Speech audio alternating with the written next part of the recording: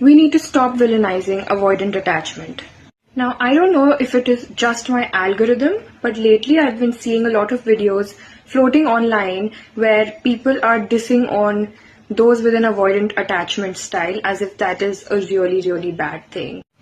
Now, to any of you who are new to the concept of avoidant attachment or attachment styles in general, the Attachment Project has very nicely created this image that you can refer to understand what typically happens when you argue or try to discuss through some conflict with an avoidant partner. Now, the reason why I'm calling for a de-villainization of avoidant attachment is because avoidants often grew up in an environment where emotions weren't welcomed or tolerated.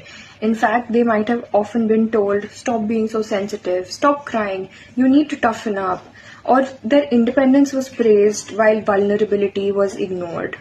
And so they naturally learned that relying on others isn't safe, that love feels like pressure, and if they get too close, they're going to lose control.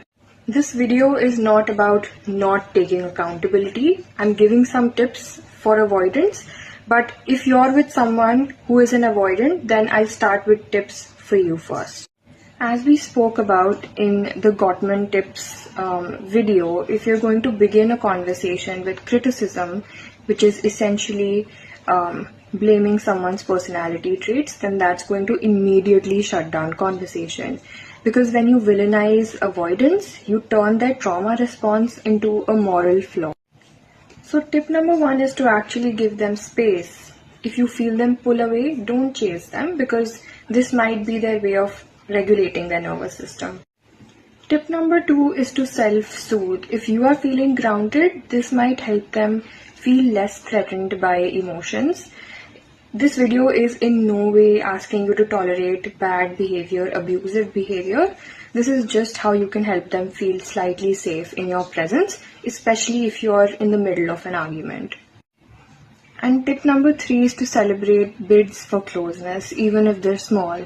If they were able to text you, share a hug with you, or share details about your day, then that could mean intimacy for them. If you feel like you have an avoidant attachment style, if you identify with it, tip number 1 is to notice when you're withdrawing, especially if it's out of fear and not need. So maybe, your partner is actually a safe space, but your go-to way is to just retreat into your shell. So just ask yourself, what am I protecting myself from right now? Tip number 2 is to take things slow. If you can find a safe person, you can start with sharing a micro vulnerability. Maybe you can tell them about one specific incident that made you feel like sharing emotions isn't safe. Wait and see how they react to it. If you feel like they are trustworthy, then go ahead.